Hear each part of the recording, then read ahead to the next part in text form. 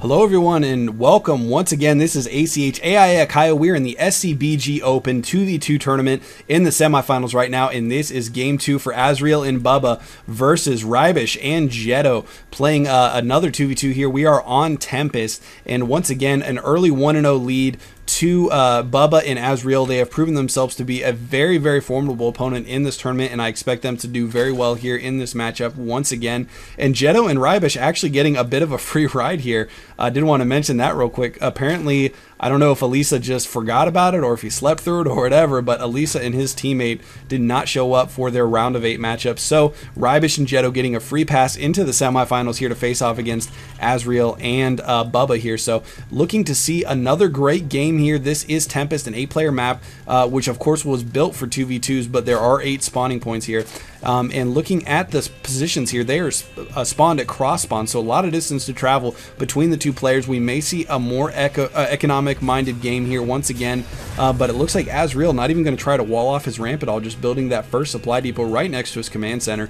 And of course, I did want to mention once again before we get too far into this game here, thanks to Shock's Strategy Guide for putting up the sponsorship for this tournament. We have a great prize pool, and he really has a great tool for new and intermediate StarCraft players looking to expand their game and their skill set. So I'm going to have a link to his site in the description if you guys want to check that out. It's a great tool if you're trying to learn some stuff, like I said, and definitely go and take a look at our sponsor and give him some, help him make some money to say thank you for sponsoring this tournament. But anyways, of course, casting this game with me once again is 13, and 13, we just saw pretty much a massacre of Azreal and Bubba. What do you expect to see in game number 2 here? You know, I was really impressed with Azreal's control of his tanks. They were just basically unstoppable. Jetto and Reibisch had no answer for them. But really what impressed me was just the control that Bubba had with his banelings as well as his speedlings. You know, it's a real common thing for players just to kind of attack move with those units, but Bubba was microing them very, very wonderfully, and he had some really nasty baneling bursts on some Zerglings.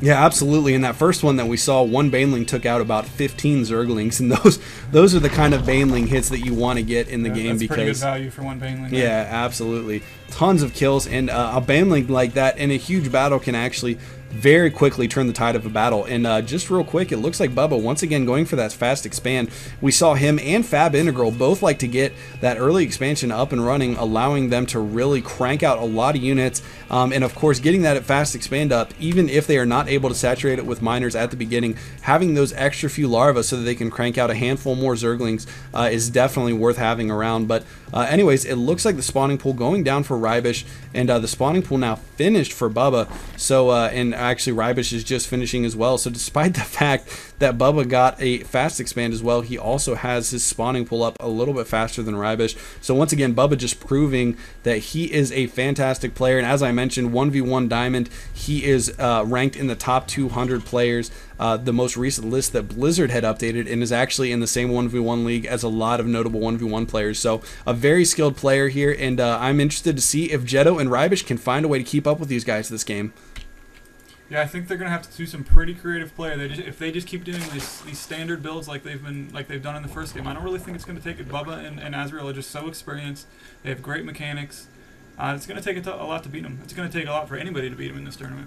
Yeah, I think one of the biggest mistakes that Reibisch made in game number 1 is that he tried to tech too much. We saw he had the spawning pool, he had the roach warren, he had the baneling's nest, he had the spire, and all the while he was only one basing and only had about a little over half of his mineral saturation. So he really was not mining enough money to have all of those different tech options available so early in the game, and that really cost him, because when push came to shove and Azreal and Bubba pushed up on their front door, he just did not have enough units to help defend.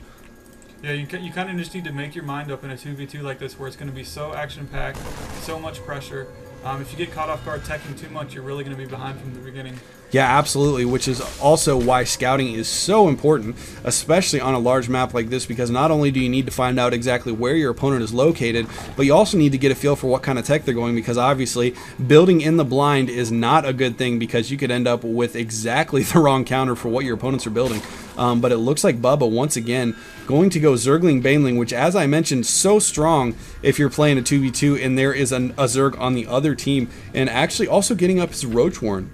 So already planning on defending against a large amount of Zerglings, and as you can see, Bubba getting very good mineral saturation up and running on his expansion already. So he's going to have a huge economic lead, and actually on the income tab here, we can see he's already at nearly 1,200, while his ally, Azreal, is around 800, and the two opponents here right around 400 and 500. So already a huge economic advantage for the other team, and Reibisch trying to get in there and do some damage, but that one tank backing up the Marines is able to thwart that attack and push those Zerglings back. That tank's hiding in the trees, by the way. You forgot to mention that. It is hiding in the trees. It's a stealth tank. It's basically cloaked at this point. Hey, Kai, we know that Azreal loves to use those tanks. They're very effective. What would you use to counter, a Terran that's just going so heavy on the tanks?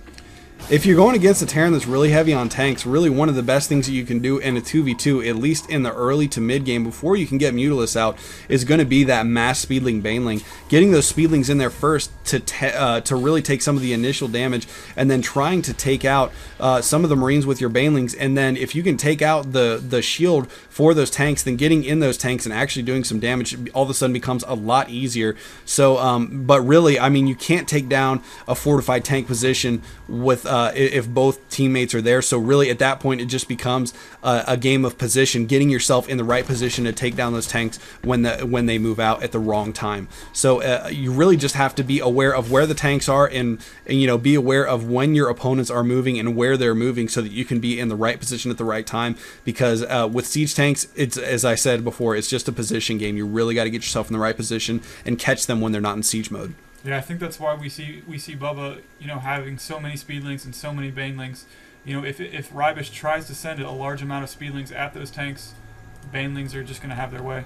Yeah, one thing I wanted to mention too is we have a somewhat of a hidden expansion going up for Reibisch here over at the I guess this would be like the 1 or 2 o'clock position here, trying to get a hidden expansion in a non-standard place so that his opponents obviously would scout this and see that he does not have an expansion in his natural, and hopefully throwing them off their game and making them think that they have more of an economic advantage than they actually do, because as you can see, both Azreal and Bubba have expanded now at this point, so they are pretty significantly in the lead as far as the economic game goes. But Reibisch is going to be able to level that playing field a little bit once he gets this hidden expansion up and running. But there is a large and scary Terran and Zerg force moving out here, consisting of Zerglings, Banelings, Marines, and siege tanks.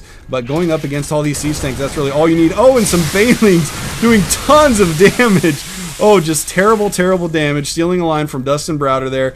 Absolutely dominating those Zerglings, with only a handful of the Banelings actually really doing any damage. Those Zerglings that he had along to basically escort did not do a single thing.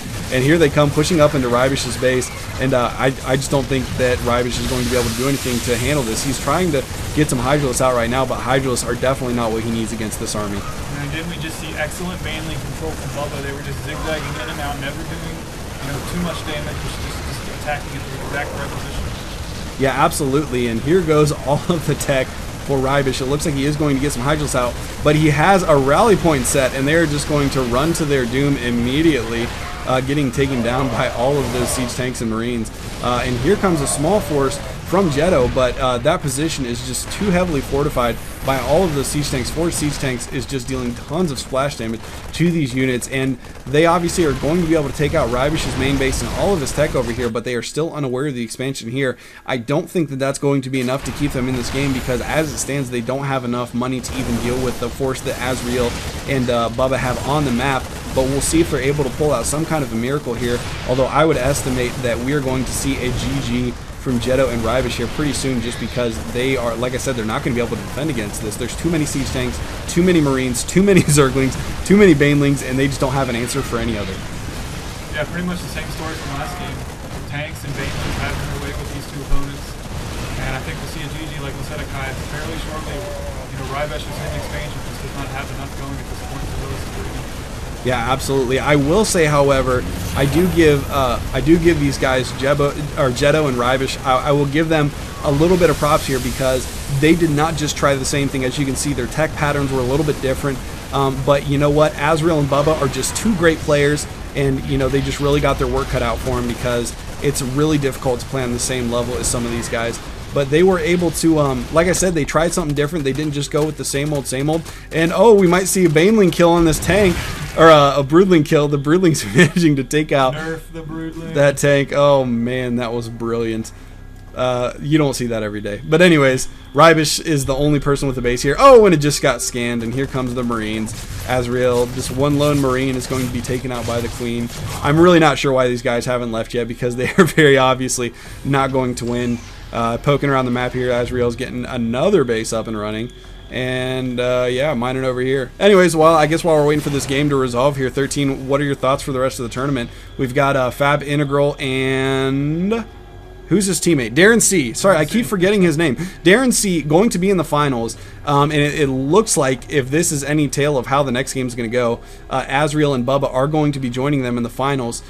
What kind of games do you expect there? I mean, I think that we've got the potential to see some very, very close games between those two players. What are you expecting to see? Yeah, well, we're going to see a Protoss matchup finally against this Terran army, which people say is a pretty even matchup.